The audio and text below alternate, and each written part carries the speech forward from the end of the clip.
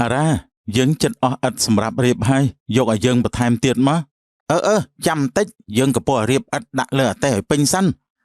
បើអញ្ចឹងឲ្យលឿនបន្តិចមកណាយើងដឹងហើយ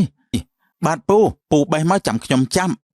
ពូលីក៏បានបេះស្វាយខ្ចីទម្លាក់មកដោយសេងជាអ្នកចាំរឿងធ្វើសំណង់សម្បត្តិនឹងរាជាមិត្តភក្តិនឹងគ្នាដែលជាអ្នកធ្វើសំណង់ដើម្បីរកប្រាក់មកផ្គត់ផ្គង់គ្រួសារអារ៉ាយើងចិត្តអស់ឥតសម្រាប់រៀបហើយយកឲ្យយើងបន្ថែមទៀតមកចាំបន្តិចយើងក៏ពោះរៀបឥតដាក់លើអតេឲ្យពេញសិនបើអញ្ចឹងឲ្យលឿនបន្តិចមកណាយើងដឹងហើយសម្បត្តិនឹងរាតែងតែមកធ្វើសំណង់ជារៀងរាល់ថ្ងៃមុនីនាថនិងស្រីរ័ត្នមកផ្សារទិញម្ហូបអារ័ត្នហើយអាចទិញអីក៏ច្រើនម៉េចថ្ងៃនឹងប្តីរបស់គ្នាបើកប្រាក់ខែត្រូវតែទិញឲ្យច្រើនអញ្ចឹងហើយចុះឯងទិញតិចម៉េចទិញតិចទៅមិនអស់លុយច្រើនណាមួយប្រាក់ខែប្តីរបស់ខ្ញុំក៏មិនសូវច្រើនដែរអូយរីខំម៉េចប្តីរបស់ខ្ញុំនឹងឯងធ្វើការរាល់ថ្ងៃសោះទៅភ័យខ្លាចអស់លុយចាយម៉េចធ្វើការរាល់ថ្ងៃមែនប៉ុន្តែបើយើងអត់ចេះគិតចេះតែចាយប្រកាសជាគ្មានសល់លុយនោះទេទៅសន្សំធ្វើអីទេប្រាក់ខែតិចតួចប៉ុណ្ណឹងសន្សំក៏មិនសល់ដែរឲ្យតែចាយបានគ្រប់គ្រាន់ដល់ចុងខែហ្នឹងសំណាងណាស់ទៅហើយស្រេចតែឯងគិតទេយើងទៅផ្ទះសិនហើយខ្ញុំក៏ត្រូវទៅផ្ទះដែរមុនីនាថជាមនុស្សចេះសន្សំសំចៃជាងស្រីរ័ត្នសម្បត្តិមិនត្រឹមតែចេះធ្វើការងារខាងក្រៅផ្ទះនោះទេការងារក្នុងផ្ទះក៏គេចេះដែរបងមានការងារឆ្ងល់ដែរអត់ហេតុអីបានជាអូនមិនសូវជាទិញម្ហូបអីច្រើនដូចជាស្រីរ័ត្នបងមិនដឹងដែរបើអញ្ចឹងអូនឯងជួយប្រាប់បងមើលអូនឃើញបងធ្វើការបានប្រាក់ខែរៀងតិចដែរបើយើងចាយវាច្រើននឹងគ្មានសល់លុយនោះទេអូនទិញម្ហូបតិចគឺដើម្បីសន្សំលុយទុកខ្លះគ្រាន់ពេលណាត្រូវការប្រើប្រាស់អីយើងអាចយកទៅប្រើបានជាជាងតែខ្ចីពីគេប្រពន្ធបងពិតជាពូកែសំចៃមែនបងទៅសម្រាប់ទៅឲ្យអូនធ្វើម្នាក់ឯងក៏បានដែរមិនអីទេអូនជួយគ្នាធ្វើទៅនឹងអាចឆាប់បានហូបចឹងក៏បានដែរសម្បត្តិនឹងមុនីនាថថ្មីត្បិតតែជីវភាពមិនសូវជាមានបានក៏ពិតមែនតែពួកគេរស់នៅយល់ចិត្តគ្នាខ្លាំងណាស់អូនសយអូនចាំរើសស្វាយទៅណាបងបេះយកផ្ញើកូនបន្តិចចាស់បងចាំបងបេះទម្លាក់ឲ្យអស់សិនមកចាំអូនរើសតាមក្រោយផ្ទះពូលីមានដើមស្វាយមួយដើមសម្បូរទៅដោយផ្លែពេញដើមពូលីបេះស្វាយយកទៅណាច្រើនម៉េចពូពូបេះយកផ្ញើកូនហ្នឹងណាហើយក្មួយទៅណាដែរនងថាមកផ្ទះពូសុំស្វាយខ្ចីពី3ផ្លែហ្នឹងណាពូយកធ្វើជ្រក់ត្រីអាំងបានត្រីអីដែរក្មួយបាទមីងព្រឹកមិញប្រពន្ធទៅផ្សារទិញត្រីដណ្ដែងគេ1គីឡូយកមកអាំងតែភ្លេចទិញស្វាយខ្ចីពីផ្សារមកក៏មកផ្ទះមីងសុំពី3ផ្លែទៅមានតែអីក្មួយពុកវាបេះស្វាយខ្ចីពី3ផ្លែឲ្យសេងសិនទៅណានឹងហើយម៉ែវាសេងចាំចាប់ណាពូបេះតលាក់ទៅហើយបាទពូបេះមកចាំខ្ញុំចាំពូលីក៏បានបេះស្វាយខ្ចីទម្លាក់មកដោយសេងជាអ្នកចាំបានហើយពូប៉ុណ្ណឹងបានហើយយកទៀតអត់ក្មួយបានហើយពូប៉ុណ្ណឹងគ្រប់ហើយពូមីងខ្ញុំទៅសិនហើយតែចុះក្មួយតោះពុកវាបេះទៀតមកខ្ញុំទៅយកអីមកដាក់សិននឹងហើយម៉ែវាបងអាមិនអាម៉ាទេបងសុំមេរបស់បងបើកលុយពាក់កណ្ដាលសិនមកអត់តន់ដល់ខែផងគេមិនបើកឲ្យអូនហើយអូនអញត្រូវការលុយយកទៅណាយកមកទិញរបស់ប្រើប្រាស់ក្នុងផ្ទះនឹងណាបងកុំអាលទិញអីអូនចាំដល់ថ្ងៃបើកលុយចាំទៅទិញហើយប្រាក់ខែបងតិចពេកចាយសឹងមិនគ្រាន់ទេបងអើយធ្វើសំណង់វាពិបាកហើយរកលុយបានតិចទៀតតែបងមិនដឹងតែត្រូវធ្វើយ៉ាងណាទេបើបងមិនចេះជំនាញអីផងហ្នឹងអញ្ចឹងបានថានឹងណានិយាយអញ្ចឹងលុយប្រាក់ខែបងបើកមករាល់ដងអត់មានសល់ខ្លះទេអីអូនសល់មកពីណាបងឲ្យតែចាយដល់ចុងខែហ្នឹងចាត់ទុកថាសំណាងហើយជីវិតឲ្យជីវិតអីក៏វេទនាម្លេះបើថាអូនខ្វះខាតអីអូនអញតែខ្ចីលុយមនីនាថសិនទៅណារឿងហ្នឹងខ្ញុំដឹងហើយ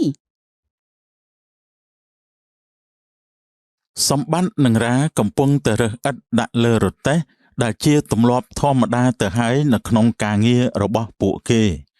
ណែអាសម្បត្តិឯងជួយគិតគ្នាបន្តិចមើលໄວគិតរឿងអីទៅឯងគិតមើលយើងធ្វើសំណង់យូរហើយដូចគ្មានឃើញសល់អីសោះយើងសល់ដែរតាគ្រាន់តែសល់បន្តិចបន្តួចនឹងក៏ដោយសារប្រពន្ធយើងចេះសំចៃផងបើតាមចៃគ្មានសល់អីទេឯងចេះសល់យើងឯនេះវិញធ្វើការមួយខែអស់មួយខែរសល់អីមិនឃើញទេហើយចុះឯងគិតចង់ធ្វើអីវិញយើងក៏មិនដឹងដែរហើយយើងក៏មិនដឹងដែរបើឯងនឹងយើងមិនចេះអីផងចេះតែរៀបឥតហ្នឹងហើយតោះធ្វើការបន្តទៀតទៅចាំថ្ងៃក្រោយចំគិតទៀតដើរមកចំហៀនគិតមកចំហៀនទៅម្នេះនេះនៅផ្ទះដែរទេណែតាហើយស្រីរត់អញទៅណាដែរខ្ញុំកំពុងធ្វើម្ហូបស្រាប់តែអំបិលសម្បិលអញបន្តិចមកអំបិលខ្ញុំមាន2ថង់ដែរតាអញយកមកថង់ទៅហើយអញទិញស្វាយមកពីណាច្រើនម៉េចឪពុកម្ដាយរបស់ខ្ញុំបេះពីផ្ទះរបស់គាត់យកមកផ្ញើខ្ញុំនឹងណាឯងយកមកកត្រកទៅស្វាយរៀងច្រើនដែរខ្ញុំនឹងប្តីហូបមិនអស់ទេបើអញ្ចឹងខ្ញុំយកទៅហើយណាយកទៅខ្ញុំឲ្យអញ្ចឹងខ្ញុំអរគុណហើយចាមិនអីទេល្មមគិតរមុខរបរអីមួយគេទៅអីក្មួយអើយបើក្មួយនៅតែធ្វើសំណង់ដូចរាល់ថ្ងៃនេះទៀតថ្ងៃណាមួយក្មួយនឹងអត់ការងារធ្វើជាមិនខានទេពូអើយខ្ញុំក៏មិនដឹងថាត្រូវធ្វើអីដែរខ្ញុំគិតយូរដែរហើយតែគិតអញ្ចេញសោះពូលក់ដូរឲ្យខ្លះទៅក្មួយអើយមើលគេមើលឯងទៅគេលក់អីខ្លះចាំមើលខ្ញុំពិភាក្សាជាមួយប្រពន្ធខ្ញុំសិនពិភាក្សាគ្នាទៅ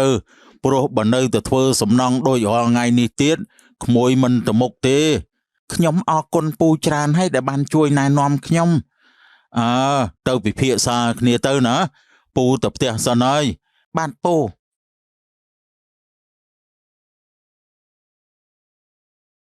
បងសម្បត្តិព្រឹកមិញពូលីបានណែនាំអូនច្រើនណាស់ហើយចុះគាត់បាននិយាយប្រាប់អូនពីរឿងអីខ្លះដែរ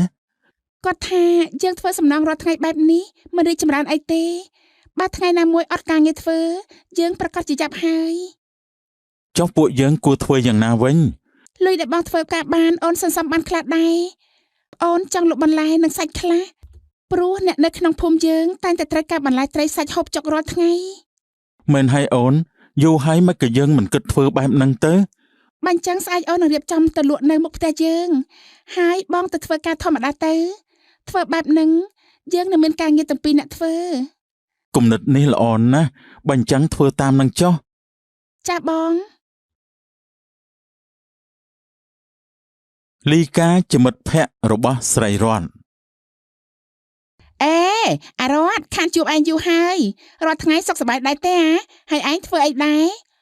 ហើយមិនសូវជាសុខទេអាលីកាអើយប្តីធ្វើសំណង់ចំណែកគ្នាឯនេះនៅតែផ្ទះទេចុះឯងរាល់ថ្ងៃនៅណាដែរគ្នាតាំងពីរៀបការរួចមកក៏ទៅនៅខាងប្តីរបស់គ្នាហើយចុះប្តីរបស់ឯងរាល់ថ្ងៃធ្វើអីដែរប្តីរបស់គ្នាលក់ចំណីសត្វហើយគ្នាលក់ដូរអីវ៉ាន់បន្តិចបន្តួចដែរហ្នឹងបើអញ្ចឹងល្អណាស់មានមុខរបរទាំងប្តីទាំងប្រពន្ធបែបហ្នឹងប្រកាសជាសល់លុយច្រើនហើយមិនទៅសល់អីច្រើនទេគ្រាន់តែបានចិញ្ចឹមជីវិតបានចំណែកគ្នាវិញណាមិនដឹងจะត្រូវធ្វើយ៉ាងណានោះទេបើប្តីអាចធ្វើសំណងទៅហើយមិនក៏ឯងមករកលក់ដូរអីនឹងគេទៅអូយគ្នាមិនដឹងจะលក់ស្អីទេ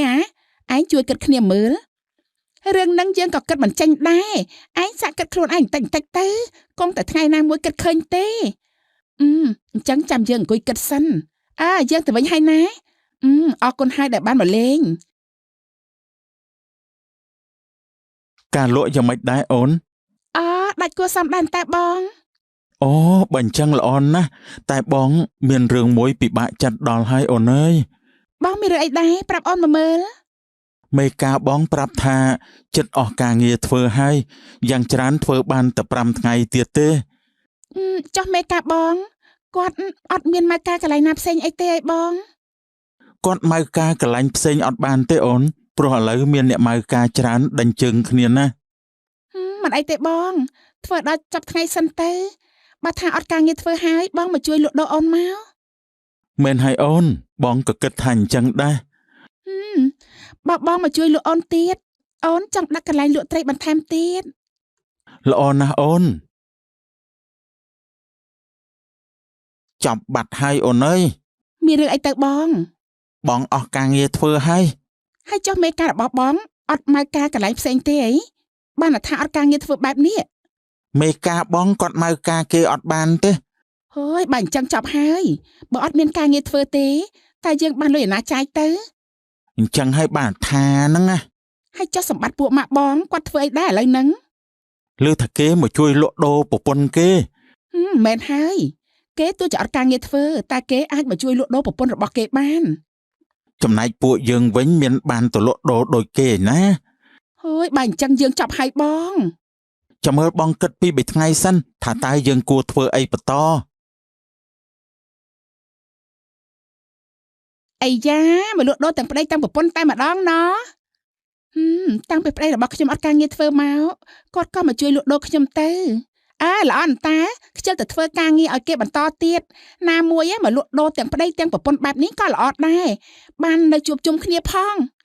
នឹងហើយអតីខ្ញុំក៏គិតថាអញ្ចឹងដែរនេះ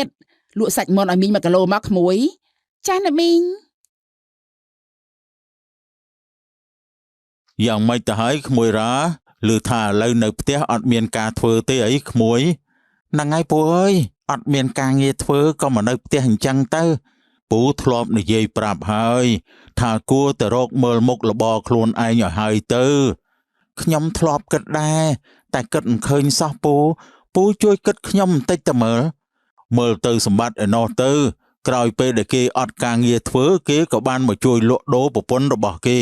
ស្រួលមួយយ៉ាងដែរតើមែនហើយពូគេលក់ដូរទាំងប្តីទាំងប្រពន្ធតែម្ដងខ្ញុំចង់ធ្វើដូចគេដែរពូបើឯងចង់ធ្វើដូចគេឯងរៀនលក់ដូរដូចគេដែរទៅតែខ្ញុំគ្មានលុយទិញតំណែងយកមកលក់នោះទេពូអើយហើយចុះតាំងពីឯងធ្វើការមកអត់មានសល់លុយខ្លះទេអីអត់ទេពូអើយលុយបានមកចាយអស់ហ្នឹងនឹងមកពីក្មួយនឹងប្រពន្ធមិនចេះសន្សំពូមិនដឹងធ្វើយ៉ាងម៉េចទេអញ្ចឹងនោះអញ្ចឹងមានតែដើររកការងារថ្មីធ្វើទៅមានតែអញ្ចឹងហើយពូអើយអូននាងឮថាមេការបងគាត់មកការកន្លែងការងារថ្មីបានហើយមិនបាច់ទៅធ្វើវិញទេបងអើយនៅលក់ដូរជាមួយអូននឹងហើយហ្នឹងហើយអូនលក់ដូររាល់ថ្ងៃចំណូលបានគ្រាន់បើជាងកាលបងនៅធ្វើសំណង់ទៅទៀតនឹងហើយបងហើយចុះពួកម៉ាក់បងគេទៅធ្វើអីវិញមែនទេហ្នឹងហើយអូនដោយសារតែគេគ្មានមុខរបរដូចយើងគឺមានតែទៅធ្វើការវិញអញ្ចឹងទៅពួកគេមិនអាចបលក់ដូរដូចយើងបាននោះទេព្រោះពួកគេគ្មានដើមទុនដូចជាពួកយើងឡើយគេមានតែទៅធ្វើការវិញអញ្ចឹងហើយនេះគឺមកពីគេនឹងប្រពន្ធគេមិនចេះសន្សំចៃកុំមើលងាយការសន្សំសំចៃបន្តិចបន្តួចឲ្យសោះព្រោះពេលខ្លះយើងមានអាសន្នអន់ក្រអីលុយដែលបានសន្សំនេះហើយដែលអាចជួយដោះស្រាយបញ្ហារបស់យើងបានចប់ដោយបរិបូរណ៍សូមអរគុណ